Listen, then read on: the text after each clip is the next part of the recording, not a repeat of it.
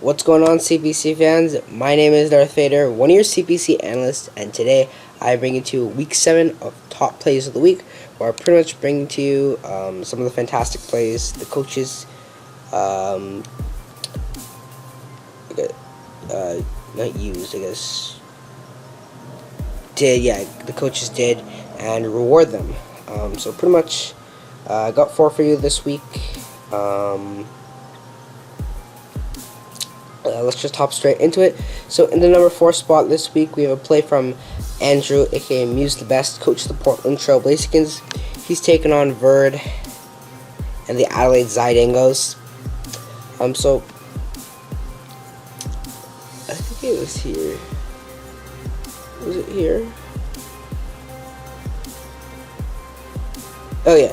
So right here, after killing off Verd's Nidoking, Andrew, he's going to go out and sack his Tyranitar to set up the sand, so Excavator will put this to work. As Verd's going to go for the Earthquake.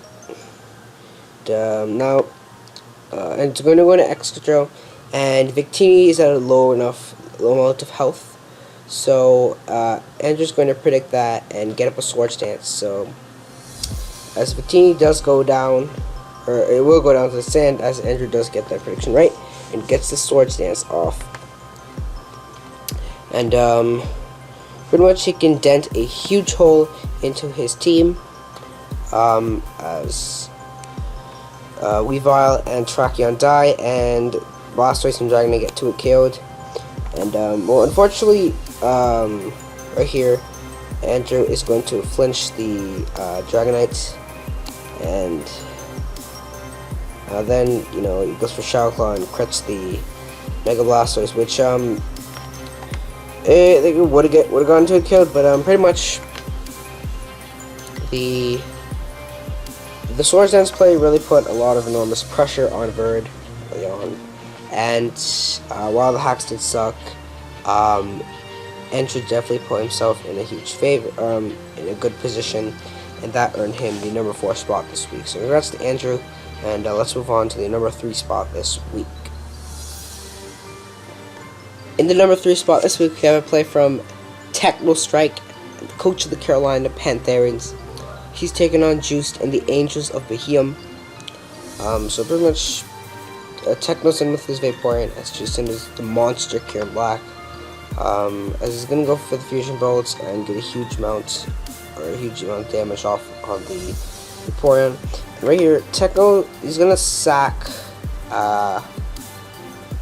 Crobat here.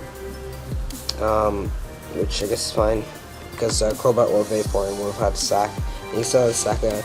And he's going to go into his Heatran, which was revealed to be Scarf Heatran from before. And now, in order for Juice to win, he has a bulk up Conkeldurr in the back, which can set up the Mega Aggron or the potentially Greninja. I'm not too sure the Greninja, but so he knows that Juice is going to go into Tentacruel, so Techno is going to decide to click Earthquake and to KO the Tentacruel, and Juice is forced to sack off his Tentacruel because it put damage on some of his other mons. It's going to go into Greninja, take out the Heatran, and now Techno can go into his Conkeldurr and start setting up bulk ups and pretty much take the game from there.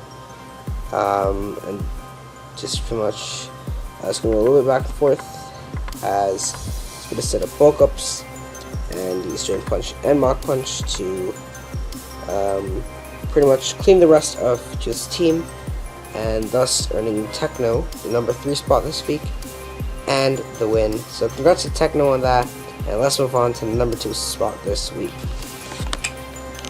In the number 2 spot this week, we have a play from Will the RNG Lord, coach of the SA Sparse. He's taken on Lejon Flames, coach of the Carolina Talonflames.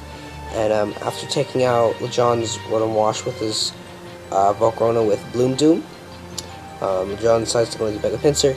And Will knows that if this Mega Pinsir gets up to +2, it's going to be very hard for his team to beat.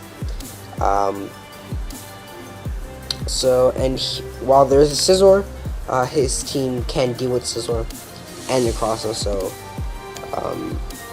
Will decides to make a bit of a risky play, but also the smart play and stay in. Just see, and John actually reveals Stealth Rock Mega Pincer. As Will gets the prediction somewhat right, as the Mega Pincer was not going to attack the Volcarona, and this Mega Pincer is going to go down.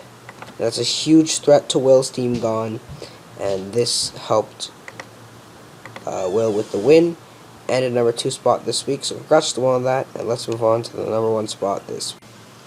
And finally, in the number 1 spot this week, we have a play from Pocket TCG Gamer, aka Rob, coach of the Gotham City Golurks. He's taking on Johnny Risepool and his Rhine Valley Guardians. Rob made the switch from his Salazzle into his Heracross because he does not want his Salazzle to go down.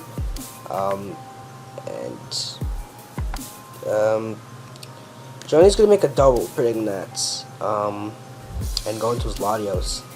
But Rob's actually packing Faint on his his Heracross, which is Guts boost as well, thanks to Flame him. So that cool tech gave Heracross a kill, and he's going to go to Clef.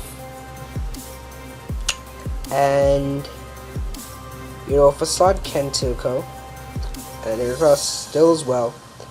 But Rob's actually going to, he took his time this way, and he is going to switch out. And you'll see why he decides to switch out. Because Johnny went for counter Clef, and Rob had a feeling that that was going to be counter Clef, and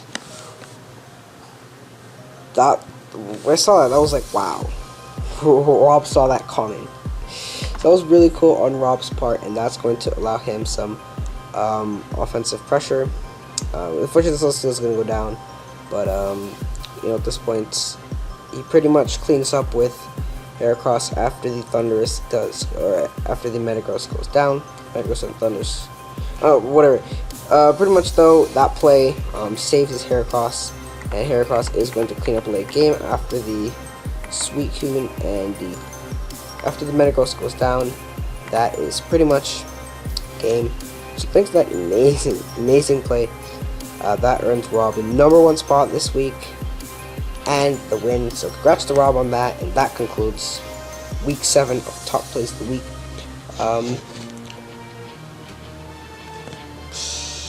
If you have your own list of Top Plays of the Week, feel free to put them in the comment section below.